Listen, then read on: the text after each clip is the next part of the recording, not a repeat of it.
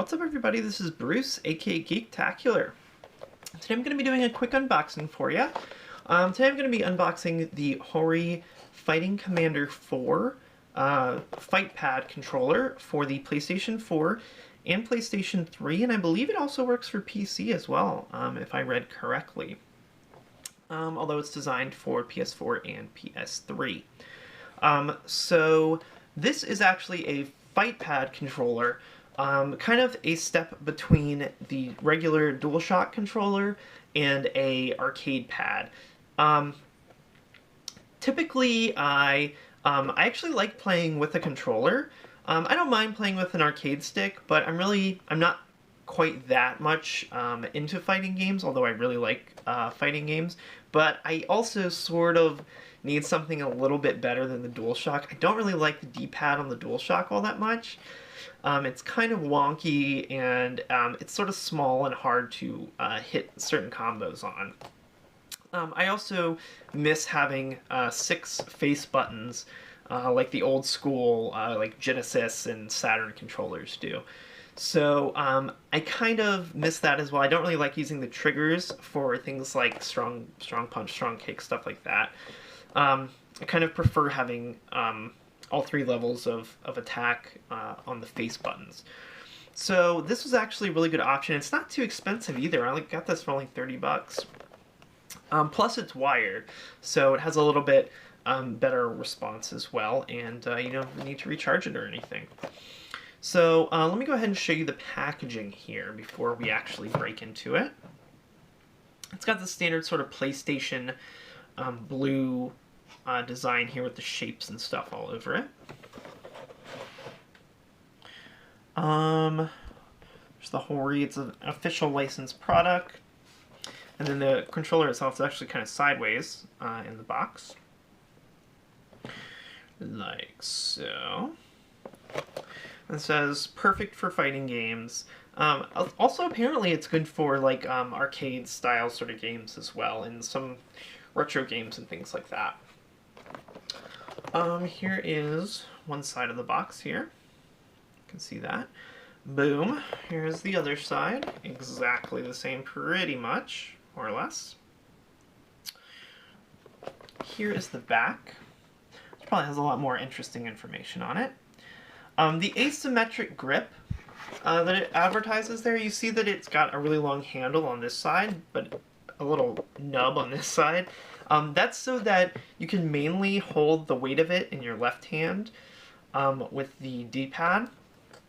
And then you can actually, if you want to, use your fingers like that on the 6 buttons, like rest this on your knee or something like that. And that way you don't have to grip this and also hit the buttons. You can, because it does have a little outshoot there.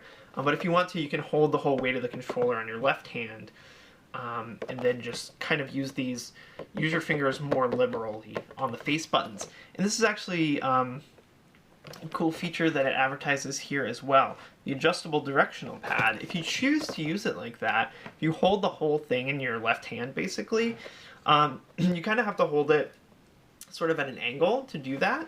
And sometimes you just hold it at an angle naturally. So this D-pad actually rotates a little bit that way, so that if you're holding it like this, the top command will be sort of where the top of your thumb would be. So that's kind of a cool feature as well. And it has turbo and stuff like that too, which I probably will not utilize very often.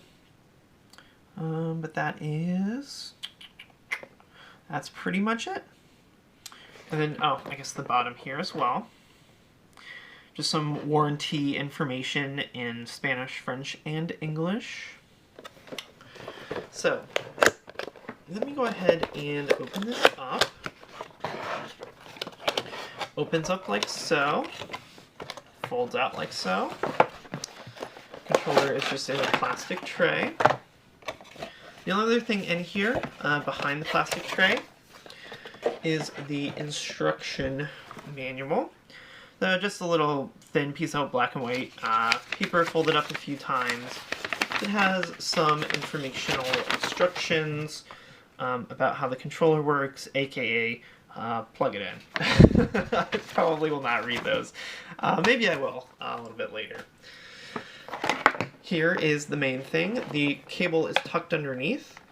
Right here, it is USB. So you can plug it directly into the PS4 or the PS3, or from what I've heard, it also works on the PC as well, although it doesn't advertise that on the packaging. So this is held in pretty well to the plastic. You just kind of have to put some pressure on the little, on the thing that holds it there, and it kind of pops out. So, first impressions holding on to this. I think I read it has a 10-foot cord as well. Like I said, it is USB, comes with a little cover on it. It is hardwired in there, so you cannot remove the wire, you can't use it wirelessly. So first impressions, it feels really good. I really like the responsiveness. These really kind of like pop when you hit them. They kind of really bounce. Sometimes the DualShock buttons can be a little squishy, like you'll press them and it kind of feels a little mushy. These really pop back up, as do the shoulder buttons. There's actually something kind of like, I think there's something, or I might have gotten something sticky on my finger from when I was opening up the packaging. Kind of feels like there's something sticky on that R2,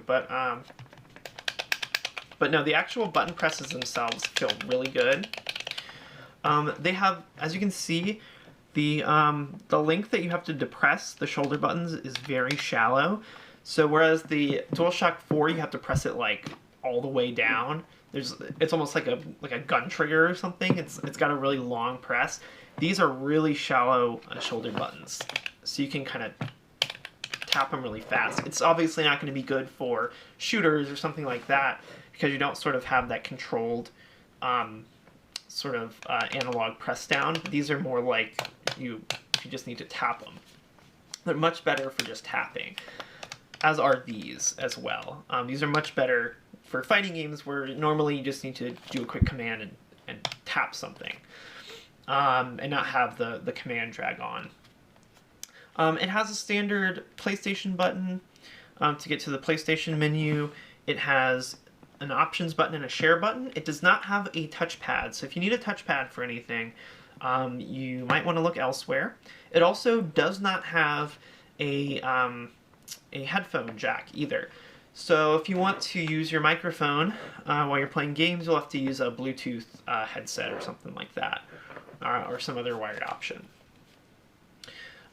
So this little wheel here frees up the D-pad, and then you can use a coin or a key or something like that.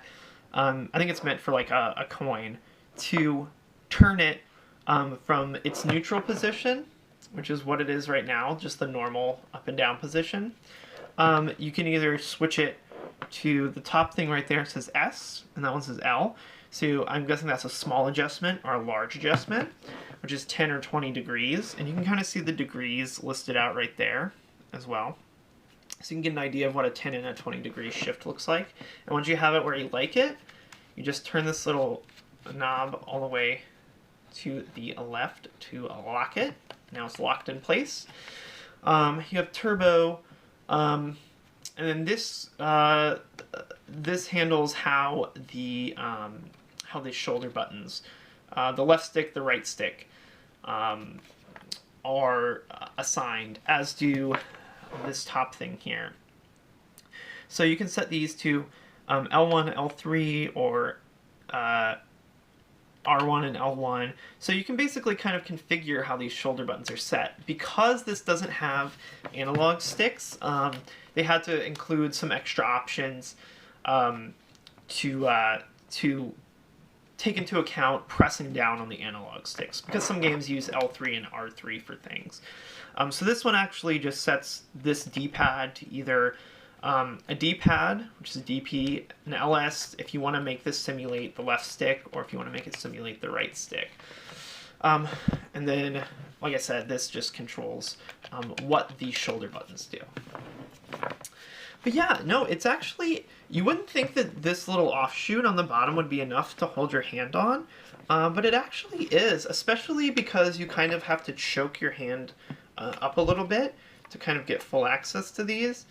So it lets you sort of play with this hand a little bit higher up and this hand a little farther down, which actually makes sense with the way that the controller is set up here. And like I said, if you want to, you can hold the whole controller in this hand. Maybe rotate this D-pad a little bit this way. And then you can set it on a surface and play it like that, you know, more along that sort of lines. So there's a couple of different ways to use it, but I think this will work a lot better for fighting games than the default DualShock controller. Not that the DualShock 4 is bad, or the DualShock 3. It's just that it's not really designed for fighting games specifically. It's more designed for, you know, a general purpose controller for any sort of game.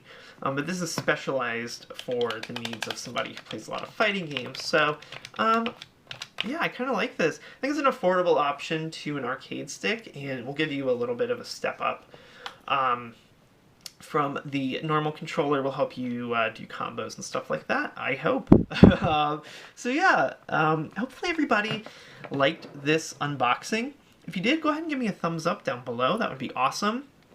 If you like these kinds of unboxings, if you like video game unboxings, if you like movie unboxings, anime unboxings, WoW, D&D, any of that kind of stuff, go ahead and click subscribe down below, and that way you'll get notified whenever I come out with any new videos. So thanks a lot for watching, and I'll catch you next time.